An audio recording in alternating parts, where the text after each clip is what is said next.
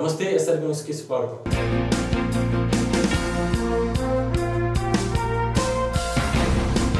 ప్రజల కోసం పోరాటం చేసిన మహనీయులను చరిత్ర గుర్తుపెట్టుకుంటుందని ఎంపీ పెమ్మసాని చంద్రశేఖర్ అన్నారు. గుంటూరు జిల్లా కలెక్టర్ కార్యాలయంలోని శంకరన్ కాన్ఫరెన్స్ హాల్లో శనివారం ప్రపంచ ఆదివాసీ దినోత్సవ వేడుకలు జరిగాయి. పెమ్మసాని అతిథిగా హాజరై మాట్లాడారు. ముఖ్యమంత్రి నారా చంద్రబాబు నాయుడు, ఉప ముఖ్యమంత్రి పవన్ కళ్యాణ్, మంత్రి నారా లోకేష్ గిరిజన ప్రజల అభ్యున్నతిపై ప్రత్యేక దృష్టి సారించారని అన్నారు. ఎన్నికల సమయంలో ఆదివాసీలకు ఇచ్చిన హామీలను అమలు చేయడానికి తమ వంతు కృషి చేస్తామని హామీ ఇచ్చారు. ఈ సందర్భంగా చిన్నారుల సాంప్రదాయ నృత్య ప్రదర్శనను పెమ్మసాని తిలకించారు. ఎమ్మెల్యేలు గల్లా మాధవి, బొల్ల రామాంజనేయులు, జీఎంసీ కమిషనర్ పులి శ్రీనివాసులు తదితరులు ఈ వేడుకలు పాల్గొన్నారు. ఈ రోజున ప్రపంచ ఆదివాసీ దినం అంటే ఒకప్పుడు మీరు చరిత్రలోకి వెళ్తే ఇలాంటివి ఏమీ జరిగేవి కాదు. ఈరోజు ప్రత్యేకంగా ప్రభుత్వాలు, కేంద్రంలో ఉన్నటువంటి మోదీ గారు కానీ, రాష్ట్రంలో ఉన్నటువంటి తెలుగుదేశం నారా చంద్రబాబు నాయుడు గారు కానీ, పవన్ కళ్యాణ్ గారు కానీ, ఇవన్నీ ఈరోజు ఇంతమంది వచ్చి ఈరోజు ఇట్లా ఎందుకు కూర్చొని మాట్లాడుతూ ఉన్నారు అంటే దీనిలో భావమే మీలో ఉన్నటువంటి మీకు ఏవైతే భావజాలం ఉందో ఆ భావజాలాన్ని మీకు చెప్పేటువంటి సంస్కృతి ఈరోజు చూస్తే మీరు ఈ విధంగా అన్నీ చెప్పగలుగుతున్నారు. వేదికగా ఇవన్నీ వినగలుగుతున్నాం. వీటన్నిటినీ మీరు చెప్తే 10లో 10 కనీసం ఒక్కొక్క సంవత్సరం ఒక 2-3 అన్నా అయ్యే విధంగా చేయటం కోసమే ఈ ప్రభుత్వాలు ఎటువంటి మంచి కార్యక్రమాలు చేస్తా ఉన్నాయని మీరు అందరూ తెలుసుకోవాలి. రెండోది, ఇంతకుముందు చరిత్రలో ఎప్పుడు వేరే ప్రభుత్వాలు ఉన్నప్పుడు ఇలా జరిగిన పరిస్థితులు చాలా తక్కువ. రెండోది, చాలా మంది పిల్లలు ఉన్నారు కాబట్టి ఇలా దినోత్సవాలు చేసినప్పుడు దినోత్సవాలు ఒకసారి చరిత్రలో ఉన్నటువంటి మహాపురుషుల గురించి కానీ, మంచి పురుషుల గురించి కానీ తెలుసుకోవాలి. మీ అందరికీ తెలుసు అల్లూరి సీతారామరాజు. ఆ రోజు ఆయన అంటే ఇవన్నీ చాలా స్ఫూర్తిదాయకమైన అంశాలు. ఆ రోజు ఆయన చనిపోయినా కూడా ఆయన వెలిగించినటువంటి విప్లవ జ్యోతి ఈ రోజు మళ్ళీ మనం వెళ్ళి దండలేసే విధంగా ఎన్ని సంవత్సరాల తర్వాత కూడా ఉంటుంది. కాబట్టి ఎవరైతే పోరాటం చేస్తారో, పేద ప్రజల గురించి వారి జీవితాన్ని అంకితం చేస్తారో వారు ఎప్పుడు కూడా ప్రపంచ చరిత్రలో మిగిలిపోతారో తప్పించి వెళ్ళిపోరని తెలుసుకోవాలి. ఇంకోటి, ఏకలవ్య గారు, మీకు వారి గురించి కూడా తెలుసు. ఆయన చేసినటువంటి మరి మహాభారతంలో ఇటువంటి ఒక వ్యక్తి ఉండడం అనేది కూడా చాలా గొప్ప విషయం.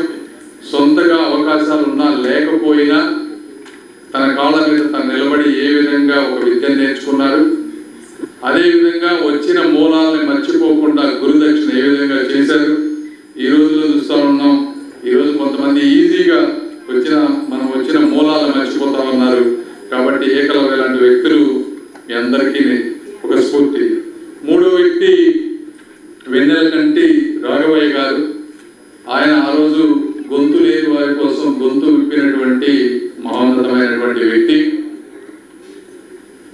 ఆ రోజుల్లో ఆయన్ని ఈ గిరిజన గాంధీ అనేవాళ్ళు. ఎందుకంటే తన పద్యాల ద్వారా ప్రజల్లో చైతన్యం తీసుకొచ్చి కళాన్ని ఉపయోగించి ఒక అద్భుతంగా గిరిజన సమస్యల్ని ప్రజల్లోకి తీసుకువెళ్ళారు. అదేవిధంగా ఈరోజు చాలా మంది కూడా ఆ విధంగా ముందుకు తీసుకువెళ్తా ఉన్నారు. ఈరోజు అనేక సమస్యల్ని పెద్దల దృష్టికి తీసుకొచ్చారు. ఎన్నో పోరాటాల తర్వాత ఈరోజు ఈ స్థాయికి రాగలిగాము అని చెప్పుకొచ్చారు. చాలా సంతోషం. ఇందాక ఒక పెద్దలు ప్రస్తావిస్తూ అన్నారు, కేంద్రమే మా ముందుకు వచ్చింది. చాలా సంతోషంగా ఉందండి. అయితే ఇది కూటమి ప్రభుత్వ నాయకుల యొక్క నిబద్ధతగా మీరు అర్థం చేసుకోవాలి. కూటమి ప్రభుత్వ నాయకులు ఎంత నిబద్ధతగా ఉంటారంటే, మీరు మా దగ్గరికి కాదు మేమే మీ దగ్గరికి వస్తాము అనేలాగా మా పనితీరు ఉంటుంది. అలాగే ఎన్నో సమస్యలతో ముందుకు వచ్చారు. ప్రభుత్వం దృష్టికి తీసుకెళ్తున్నాం. అనేక సమస్యలు ప్రభుత్వ దృష్టిలో ఉన్నాయి. వాటి కోసమే నిరంతరం కృషి చేస్తా ఉన్నారు. ఈరోజు ఎంతో మంది విద్యార్థులు ఇక్కడ కనపడతా ఉన్నారు. అయితే ఒక తరం సాంప్రదాయ కళలతో, సాంప్రదాయ జీవన విధానంతో ముందుకు వెళ్ళింది. అయితే ఈ తరం అంతా కూడా చదువులో ముందుకెళ్ళాలి. ఎన్నో సామాజిక రుగ్మతల నుంచి బయటపడేసే ఏకైక ఆయుధం చదువు. కాబట్టి నేటి బాధలు ఈరోజు రేపటి పౌరులు. కాబట్టి ఇలాంటి సామాజిక రుగ్మతల నుంచి బయట వేసే ఈ చదువుకి మీరు పెద్దపీట వేస్తూ చక్కగా చదువుకొని ఉన్నత అధిరోహాల్ని సాధించాలి అని చెప్పి కోరుకుంటూ ఉన్నాను. విద్యం అనేవి ప్రధానంగా గిరిజన ప్రాంతాల్లో చాలా అవసరమైనవి. ప్రభుత్వం చాలా దృష్టి పెట్టి వాటి మీద కసరత్తులు చేస్తుంది. ఇక మీ రక్షణ గురించి, ఇతరత్ర చట్టాల గురించి, కార్పొరేషన్ల గురించి ప్రభుత్వం దృష్టికి ఇప్పటికే వారి దృష్టిలో ఉన్నాయి కాబట్టి ఇక్కడ ఉన్న పెద్దలందరూ కూడా అదే విధంగా చంద్రశేఖర్ గారి కృషితో మీకు అది సాధించే మార్గాన్ని వారు తీసుకొస్తారు అని చెప్పి కోరుకుంటూ ఈ యొక్క చక్కటి కార్యక్రమాల్లో భాగస్వామ్యం పొందినందుకు నాకు చాలా సంతోషంగా ఉంది. సెలవు. మిత్రులందరూ కూడా మాట్లాడారు. జనాభాలో సముచితమైనటువంటి స్థానంలోనే ఉన్నాం. 5% అంటే చిన్నది కాదు. ప్రపంచంలో పోల్చుకుంటే 40 కోట్లు అంటే దాదాపుగా 80 సింగపూర్ దేశాలకు సమానం. ఒక సింగపూర్ దేశం అంటేనే దగ్గరగా అంటారు. అట్లాంటి 80 దేశాలకు సమానంగా ఉన్నటువంటి ట్రైబల్స్, ఆదివాసులు సంఖ్యాపరంగా తక్కువేం లేదు. అయితే తక్కువ ఉన్నదల్లా కూడా ఎక్కడంటే విద్యాపరంగా 70% అక్షరాస్యత ఉంటే మనకు మాత్రం 46% ఉంది. ఈరోజు ఆర్థికంగా తీసుకున్నట్లయితే తలసరి ఆదాయం 2,72,000 ఆదాయం ఉంటే 72,000 ఆదాయం ఉంటే 2,72,000 ఆదాయం ఉంటే గిరిజనులకు వచ్చేటప్పటికి 2 లక్షలు దాటడం లేదు. ఇది వాస్తవం. అదేవిధంగా తీసుకున్నట్లయితే బ్యాంకుల్లో రుణాలు పొందే విషయాల్లో, ఎందుకంటే I did my PhD over this issues, ఈ విషయాల మీద అంతా కూడా పిహెచ్డి చేశాను. బ్యాంకులు రుణాలు తీసుకునే విషయంలో కారణాలు ఏమైనా కావచ్చు, నాట్ ఈవెన్ 20%. ఏదైనా ఇచ్చినా 10,000-20,000 ఇవ్వడమే తప్ప 1 లక్ష 2 లక్షలు రండి మీకు తీసుకోండి అనేటువంటి వాటా లేదు. మిత్రులు చెప్పినటువంటి వాట వాస్తవం. మా జనాభా ప్రాతిపాదికన మాకు ఆర్థిక వనరుల్లో భాగస్వామ్యాన్ని ఇవ్వండి అని కోరుతున్నారు, తప్పులేదు. మరి ఈ విషయాల్లో అదేవిధంగా రాజకీయ ప్రవేశంలో కూడా ఎప్పటి నుంచో ఈ డిమాండ్ ఉంది. మైదాన ప్రాంతంలో ఉన్నటువంటి గిరిజనులకు కూడా అనేక సమస్యలు ఉన్నాయి. ఈరోజు ఆధార్ గురించి మాట్లాడుతున్నారు. మనకున్నటువంటి ఈ డిలిమిటేషన్ కావచ్చు, మరొక కారణం కావచ్చు, నియోజకవర్గాల యొక్క నిర్మాణంలో పోలవరం నుంచి అక్కడ శ్రీకాకుళం వరకు 7 నియోజకవర్గాలు ఎస్టీలు ఉన్నా ఇక్కడికి వచ్చేటప్పటికి ఒకరికి కూడా లేకపోవడం అనేటువంటిది బాబుగారి దృష్టిలో ఉంది. నేను హెచ్ఆర్డీ చైర్మన్ ఉన్నప్పుడు దీని మీద పూర్తి స్థాయి విశ్లేషణ చేశాను. సార్ కూడా చెప్పాను, తప్పకుండా చేద్దాం. ఈసారి డీలిమిటేషన్లో డిస్ట్రిక్ట్ యాజ్ ఏ యూనిట్గా తీసుకున్నట్లయితే మన సోదరులు కూడా అసెంబ్లీలోకి అడుగు పెడతారు, వాళ్ళ హక్కుల గురించి వాళ్ళు మాట్లాడతారు అన్నటువంటి. ఒకవేళ అది కొద్దిగా లేట్ అయ్యేటట్లుంటే కనీసం ఎమ్మెల్సీ పెద్దల సభలోనైనా వారికి అవకాశం కల్పించాలన్నది బాబు గారి ఆలోచన. కోట్ల మంది ప్రజలకు, వాహనాలకు 70 ఏళ్లకు పైగా సేవలు అందించిన శంకర్ విలాస్ బ్రిడ్జి కాలగర్భంలో కలిసిపోతుంది. నూతన ఆర్ఓబి నిర్మాణం నేపథ్యంలో పాత బ్రిడ్జి కూల్చివేత పనులను శనివారం నుండి అధికారులు ప్రారంభించారు. దీంతో ప్రజలు భావోద్వేగానికి లోనవుతున్నారు. కొందరు అలవాటులో పొరపాటున అదే మార్గంలో వచ్చి వెనుదిరిగి వెళ్తున్నారు. బ్రిడ్జిపై రాకపోకలు పూర్తిగా నిలిపివేయడంతో అంతర్గత రహదారుల్లో ట్రాఫిక్ సమస్య అధికమైంది.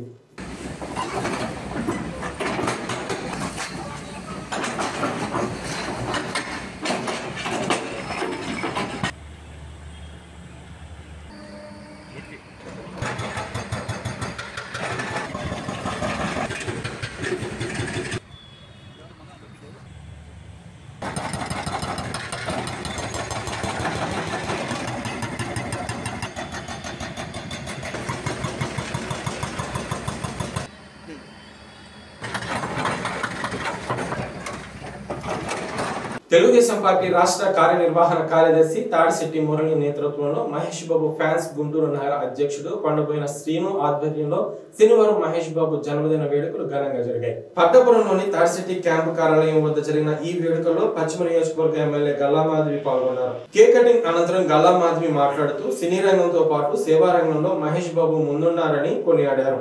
మురళి మాట్లాడుతూ సూపర్ స్టార్ కృష్ణ ఆశయాలను అందిపుచ్చుకున్న వారసుడిగా మహేష్ బాబు పేరు పొందారని అన్నారు.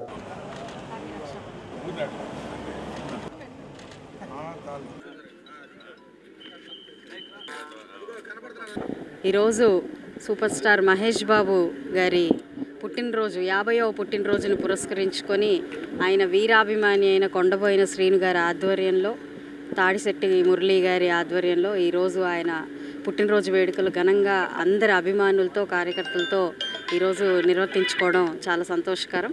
మరి ఒక్క నటుడుగానే కాకుండా ఒక అద్భుతమైన నటునికి తనయుడుగానే కాకుండా ఎందరో వేల పిల్లల గుండె చప్పుడుగా ఆయన ఈరోజు మెలుగుతూ ఉన్నాడు. దాదాపుగా 4500 మంది పిల్లలకి హార్ట్ ఆపరేషన్ చేసి మనసున్న మనిషిగా ఆయన చాటుకున్నారు. ఈరోజు ప్రతి పిల్లవాడు ఆరోగ్యంగా ఉన్నారు. అలాంటి పిల్లలందరూ కూడా ఈరోజు ఆయన్ని కొన్ని వందల ఏళ్ళు ఆయన జీవించాలి అని చెప్పి మనస్ఫూర్తిగా అందరూ కూడా ఆశీర్వదిస్తూ ఉన్నారు. అలాంటి గొప్ప వ్యక్తికి ఈరోజు ఇలా పుట్టినరోజు వేడుకలు జరుపుకోవడం, అందులో నేను పాలు పంచుకోవడం చాలా సంతోషంగా ఉంది. ఈరోజు సూపర్ స్టార్ మహేష్ బాబు జన్మదినం పురస్కరించుకొని మా సోదరి స్థానిక శాసనసభ్యులు గల్లా మాధవ్ గారి ఆధ్వర్యంలో ఇలా జన్మదినాన్ని అభిమానుల మధ్య ఘనంగా జరుపుకోవడం జరిగింది. ఆయన్ని ప్రత్యేకంగా చెప్పాలంటే తండ్రి యొక్క ఆశయాల్ని పుడిపుచ్చుకున్న తనయుడు కృష్ణ గారితో మాకున్న అనుబంధాన్ని ఈయనలో చూస్తుంటే కృష్ణ గారిని చూసినట్టు అనిపిస్తుంది. ఎక్కడో గర్వం ఉండదు, ఎక్కడో డౌన్ టు ఎర్త్, భూమి మీద సామాన్య మానవుడు ఎలా మనుగడ చేస్తాడో ఇంత పెద్ద హీరో అయినప్పటికీ కూడా చాలా చక్కగా అందరితో మంచిగా నడుచుకునే మనస్తత్వం కలిగినటువంటి మహేష్ బాబు మానవత్వం గల మనిషి. ఎవరి కీర్తికాంక్ష లేదు. ఎన్నో 4500 పైచిలకు చిన్నారి గుండె ఆపరేషన్లు చేసినప్పుడు ఎక్కడ కూడా ప్రచారం కానీ దానికి ఏదో కీర్తికాంక్ష కానీ లేనటువంటి మానవతావేతంతో మనసుతో చేసేటువంటి కార్యక్రమాల్లో ఆ కుటుంబం ముందుంటుంది. ఈ సందర్భంగా మహేష్ బాబు గారికి ఆ కుటుంబానికి నా హృదయపూర్వకంగా శుభాకాంక్షలు తెలియజేస్తున్నాను. ఈరోజు ఆగస్టు 9 అంటే సూపర్ స్టార్ మహేష్ బాబు అభిమానులకి పండుగ రోజు. ఎందుకంటే మా అభిమాన హీరో, మా దేవుడు దైవం సూపర్ స్టార్ కృష్ణ గారి అబ్బాయి వారసత్వాన్ని అందిపుచ్చుకొని ఆయన మంచితనాన్ని, ఆయన నటననే కాకుండా ఆయన యొక్క మంచితనాన్ని కూడా అందిపుచ్చుకున్న దేవుడు మా సూపర్ స్టార్ మహేష్ బాబు. 4500 మంది చిన్నారుల పిల్లలకి హార్ట్ ఆపరేషన్ చేసిన దేవుడు. పబ్లిసిటీ అనేది ఏమాత్రం దూరంగా ఉంటూ తను సంపాదించే డబ్బులో సింహభాగం పిల్లల హార్ట్ ఆపరేషన్కి అతను ఖర్చు పెడుతున్నాడు. ఒక హార్ట్ ఆపరేషన్కి 5 లక్షల నుంచి 10 లక్షల రూపాయల దాకా ఖర్చు అవుతుంది. అట్లాగే ఒక సంవత్సరం పాటు ఆ పిల్లవాడికి కావాల్సిన మెడిసిన్స్ కూడా హాస్పిటల్ నుంచే వాళ్ళకి అందజేయడం జరిగింది. ఆ తర్వాత నెక్స్ట్ వచ్చిన మెడిసిన్స్ కూడా మన మహేష్ బాబు ట్రస్ట్ ద్వారా ఇస్తున్నారు. అట్లాగే ఎడ్యుకేషను 10th క్లాస్ నుంచి డిగ్రీ దాకా మెరిట్ ఉన్న పిల్లలకి, అంటే తల్లిదండ్రులు లేని అనాథ పిల్లలు ఉంటారు, వాళ్ళకి అలాంటి వాళ్ళని మహేష్ బాబు ఫ్యాన్స్ ఎవరైనా రికమెండ్ చేస్తే వాళ్ళకు కూడా చదువు చెప్పిస్తున్నారు. ఇలాంటి ఎన్నో సేవా కార్యక్రమాలు చేస్తున్న మా మహేష్ బాబు నిండు నీరులు చల్లగా ఉండాలని, అలాగే ఈరోజు అతడు ప్రీ రిలీజ్ ఈవెంట్ జరుగుతుంది. దాన్ని చాలా భారీ ఎత్తున రికార్డ్స్ అన్నీ కొడుతున్నారు. అట్లాగే ఈరోజు తాడిశెట్టి మురళీ గారు ఆఫీస్లో, కొండమేని సీను గారు, మా రవి గారు, బాజీ గారు, నా పేరు కోటశేషగిరి ఆధ్వర్యంలో ఇక కేక్ కటింగ్ కార్యక్రమం జరిగింది. ఈ కార్యక్రమానికి గల్లా మాధవి గారు ఇచ్చేశారు. అట్లాగే నజీర్ గారు కూడా ఇచ్చేస్తున్నారు. ఈ పెమ్మసాని గారు కూడా ఈ కార్యక్రమానికి ఇచ్చేస్తున్నారు. ఇంతటి గొప్ప రోజు మా మహేష్ బాబు అభిమానులందరూ గుర్తుంచుకునే రోజు ఆగస్టు 9. మేము మహేష్ బాబు అభిమానులుగా ఉన్నందుకు చాలా గర్వంగా ఫీల్ అవుతున్నాము. బ్రాహ్మణ సామాజిక వర్గ సమస్యల పరిష్కారానికి బ్రాహ్మణ జాగృతి యాత్ర చేస్తున్న కృషి అభినందనీయమని తెనాలి తహసీల్దార్ గోపాలకృష్ణ ప్రశంసించారు.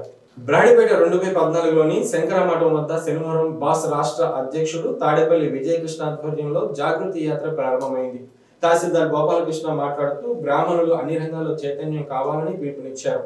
ఈ యాత్రను జయప్రదం చేయాలని అన్నారు. విజయకృష్ణ మాట్లాడుతూ కొన్ని రాజకీయ పార్టీలు భయపెట్టి జాగృతి సభకు రాకుండా చేశాయని, అటువంటి పార్టీలు రానున్న రోజుల్లో బ్రాహ్మణ ఆగ్రహానికి గురి కావాల్సి ఉంటుందని హెచ్చరించారు.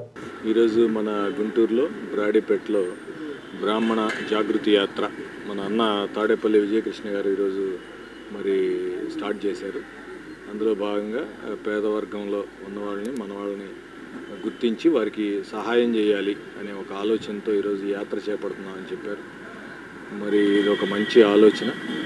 ఖచ్చితంగా ఉన్న అన్ని వర్గాల్లో గల్లా అట్టడుగు వర్గం నిజంగా చెప్పాలంటే మరి బ్రాహ్మణ జాతి, మరి వారిలో పేదవారిని గుర్తించి వారికి సహాయం అందించడం అనే కాన్సెప్ట్ చాలా గొప్ప విషయం. మరి వారిని ఈ సందర్భంగా అభినందిస్తున్నాను. అట్లాగే మరి వారు చేసే కార్యక్రమాల్లో ఈ గుంటూరులోనే కాకుండా రాష్ట్ర వ్యాప్తంగా దీన్ని టేకప్ చేసి ఎక్కడ ఏ అవసరం వచ్చినా పేదవాళ్ళకి మరి ముఖ్యంగా సహాయపడేందుకు నేను కూడా వారితో కలిసి నడుస్తానని సందర్భంగా తెలియజేస్తున్నాను. ఈ రోజున గుంటూరు నగరం నుంచి బ్రాహ్మణ జాగృతి యాత్ర బయలుదేరడం జరుగుతుంది. ఈ సభకి చాలామంది మన వాళ్ళకి చెప్పాం. మెయిన్ ఏంటంటే ముఖ్యంగా శ్రావణ మాసం పౌర్ణమి, క్రతువులు ఉన్నాయి, మనకి గంజాల పౌర్ణమి కాబట్టి వివాహాలు ఉన్నాయి, దానివల్ల చాలామంది రాలేకపోయారు. మరొకటి విషయం ఏంటంటే కొన్ని రాజకీయ పార్టీలు రావాలని నువ్వు దానికి వెళ్తే వీళ్ళు అవుతుంది ఇది అవుతుందని భయపెట్టి చాలామందిని ఆపారు. అది చాలా బాధాకరమైన విషయం. ఒక్కటే గుర్తుపెట్టుకోండి, రాజకీయ నాయకులకు హెచ్చరిస్తున్నా, ఎటువంటి పరిస్థితుల్లో నెక్స్ట్ వచ్చే ఎన్నికలకి బ్రాహ్మణ ఆగ్రహం ఎదుగుతుంది. మీకు ఒక తాటి మీదకి రావడం తథ్యం. ప్రతి ఇంటికి వెళ్తాం, వాళ్ళ అవసరాలు చూస్తాం, ఖచ్చితంగా వాళ్ళు ఆదుకుంటాం. అన్ని శాఖలు మా దాంట్లోనే ఉంటాయి కమిటీ కిందే. ఖచ్చితంగా దీనికి ఎన్ని అనేది బ్రాహ్మణ జాతిని దూరం పెడితే ఏమవుతుంది అనేది ఆగ్రహం చూపించి తీరుతాం. ఈ రోజున ఒక మీటింగ్ అడ్డుకోవచ్చు, రాకుండా జనాలను భయపెట్టచ్చు మా బ్రాహ్మణుల్ని. ఎందుకంటే వాళ్ళ భయం ఎక్కువ కాబట్టి ఏమవుతుందో మనకి అనే భయంతో చాలామంది ఆగారు. నాకు తెలుసది. నేను గతంలో మీడియా సమావేశం ఎక్కడ పెట్టినా కూడా పుట్టలుగా వచ్చేవాళ్ళు. ఒక పార్టీలో ఉన్నా, ఆ పార్టీ నుంచి వీడియో బయటకు వచ్చా. ఈ సభకి రావాల్సిన ఆ పార్టీకి సంబంధించిన వ్యక్తి కూడా బాయ్కట్ చేసాడంటే చాలా బాధాకరమైన విషయం. దయచేసి బ్రాహ్మణ సోదరులారా కూడా గుర్తుకోండి, మనకి పార్టీలతో సంబంధం లేదు, శాఖలతో సంబంధం లేదు. కేవలం బ్రాహ్మణ అంటే ముందుంటా. మీ ముందు అర్ధరాత్రి పిలిచిన వస్తా, ఏ అవసరం వచ్చినా ఏ ఇబ్బంది వచ్చినా. రాష్ట్ర వ్యాప్తంగా చెప్తున్నా, మేలుకొని ఉండండి, ధైర్యంగా ఉండండి. మీ బాధలు సాధకులు నేను చూసుకుంటా, మీ ఇంటింటికి వస్తా, తెలుసుకుంటా, మీకు అండగా నిలబడతా అన్ని విషయాల్లో కూడా. దయచేసి బ్రాహ్మణ సోదరులు ఏకంగా అండి, శాఖాభేదాలు విడలాడండి. స్టేటస్ కో ఉల్లంఘించి శంకర్ విలాస్ బ్రిడ్జి కూల్చివేత పనులు ప్రారంభించారని better Shankar Vilas over bridge JAC ప్రతినిధులు ఆరోపించారు. ఆరంగల్పేటలో శనివారం జేఏసీ నాయకులు భారవి కమలాకర్ మాట్లాడారు. నగరపాలక సంస్థ ఆర్ఎండ్బి అధికారులు న్యాయస్థానాన్ని తప్పుదోవ పట్టిస్తున్నారని ఆగ్రహం వ్యక్తం చేశారు. అఫిడవిట్ కి విరుద్ధంగా పనులు జరుగుతున్నాయని ఆరోపించారు. ఈ విషయాలని మరోసారి హైకోర్టు దృష్టికి తీసుకువెళ్తామని అన్నారు. నిర్మాణం ప్రారంభమైంది. ఈ బ్రిడ్జి నిర్మాణం ప్రారంభం అయిన తర్వాత మేము మళ్ళీ ప్రభుత్వానికి ఒక విజ్ఞప్తి చేశాం. ఏదైతే శాంక్షన్ ఆర్డర్ సెంట్రల్ గవర్నమెంట్ వచ్చిందో ఆ శాంక్షన్ ఆర్డర్లో ఉన్నటువంటి నిబంధనల ప్రకారం శంకర్ విలాస్ బ్రిడ్జి నిర్మాణం చేపట్టే ముందరే ప్రీ రిక్విజిట్ నామ్స్ అని కొన్ని ఉన్నాయి. అంటే రోడ్డు వైడనింగ్ సంబంధించింది. 120 అడుగుల రోడ్డు ప్రాజెక్టు కాబట్టి రెండు వైపులా రోడ్డు వెడల్పు కార్యక్రమాన్ని ముందు చేపట్టాలి. దానికి అడ్డంగా ఉన్నటువంటి ఎలక్ట్రిసిటీ పోల్స్ కానీ ఇతర సంస్థల యొక్క కేబుల్స్ కానీ బిఎస్ఎన్ఎల్ వైరింగ్ కానీ అండర్ గ్రౌండ్ పైప్ సిస్టమ్స్ కానీ మొత్తం అన్ని రిమూవ్ చేసి డ్రైనేజీ కూడా సరిచేసి 120 అడుగుల రోడ్డు వెడల్పు వర్క్ పూర్తయిన తర్వాత బ్రిడ్జ్ నిర్మాణానికి వెళ్ళాలని చెప్పి ఆ స్టాండింగ్ ఆర్డర్లో ఉంది. దాన్ని వైలేట్ చేస్తూ ఎటువంటి నిర్మాణానికి సంబంధించినటువంటి ప్రతిపాదనలు 120 అడుగు రోడ్డుల వెడల్పు సంబంధించిన ప్రతిపాదనలు ఏవీ చేయకుండా ఇవాళ మొండిగా బ్రిడ్జ్ నిర్మాణానికి వీళ్ళు ముందుకెళ్ళారు. ఈ నేపథ్యంలో మేము వ్యాపారస్తులం అందరం కలిసి హైకోర్టులో ఒక రిట్ పిటిషన్ కూడా ఫైల్ చేయడం జరిగింది. మీ అందరికీ తెలుసు. మేము బ్రిడ్జికి వ్యతిరేకంగా వెళ్ళలేదు. ఇదే పాయింట్ మీద స్టాట్యూటరీ ఆర్డర్స్ ప్రకారం బ్రిడ్జ్ నిర్మాణం చేపట్టే ముందరే మీరు చేయాల్సిన ఈ ప్రీ రిక్విజిట్ వర్క్స్ అన్ని పూర్తి చేసి అలాగే ల్యాండ్ ఎక్విజిషన్ సంబంధించినటువంటి పేమెంట్స్ ఏవైతే ఉన్నాయో అవి కూడా పూర్తి చేసి మొత్తం షాపుల్ని మీరు ఏదైతే ఎక్వైరీ చేయదలుచుకున్నారో అవన్నీ ఎక్వైరీ చేసి రోడ్డు వెడల్పు చేసి బ్రిడ్జ్ నిర్మాణానికి వెళ్ళమని చెప్పి హైకోర్టుకు వెళ్ళడం జరిగింది. హైకోర్టు మొదటి రోజు నుంచి దీని మీద స్టేటస్ కో ఇష్యూ చేసిందనేది ప్రజలందరికీ తెలియాలి. మా ఆర్గ్యుమెంట్స్ విన్న తర్వాత, ప్రభుత్వం ఆర్గ్యుమెంట్స్ విన్న తర్వాత గత నెల రోజుల నుంచి ఇప్పటికి 3 సార్లు స్టేటస్ కో ఇస్తూ హైకోర్టు తన తీర్పుని ఇచ్చింది. గత వారం శుక్రవారం నాడు ఫైనల్ ఆర్డర్ ఇస్తామని చెప్పి న్యాయస్థానం ప్రకటించిన తర్వాత మేము కూడా జరుగుతున్నటువంటి వర్క్ సంబంధించినటువంటి అంశాలని హైకోర్టు దృష్టికి తీసుకెళ్ళాం. ఎందుకంటే 3 స్టేటస్ కో ఆర్డర్ని వైలేట్ చేస్తూ ఇక్కడ ఉన్నటువంటి అధికారులు, ప్రజాప్రతినిధులు బ్రిడ్జి నిర్మాణానికి ముందుకెళ్ళిపోయారు. దీని మీద కూడా మేము నోటీసులు ఇస్తే మమ్మల్ని వ్యక్తిగతంగా పిలిపించి చాలా నీచంగా మాట్లాడినటువంటి పరిస్థితి కూడా గత వారంలో జరిగింది. అందుకనే ఇవాళ తప్పనిసరిగా మీడియా ముందుకు రాదలుచుకున్నాం. ఈరోజు జరుగుతున్నటువంటి పరిణామాలను కూడా దృష్టిలో పెట్టుకుని గౌరవనీయులు కేంద్ర మంత్రి వర్యులు నిన్న ఇచ్చినటువంటి ప్రకటన కనుక నిజమై ఉంటే ఆయన ప్రకటన సారాంశం హైకోర్టు స్టే వెకేట్ అయిపోయింది కాబట్టి శంకర్ విలాస్ బ్రిడ్జి నిర్మాణ పనులు చాలా వేగవంతంగా ముందుకెళ్తున్నాయి, అందరూ సహకరించాలని చెప్పి ఆయన కోరినట్టు వార్తలు వచ్చాయి. అది నిజంగా ఆయనే చెప్పుంటే అది పచ్చి అబద్ధం అని చెప్పి మీ అందరి ద్వారా మేము తెలియజేసుకున్నాం. ఈ వార్తలతో సమాప్తం. నమస్కారం.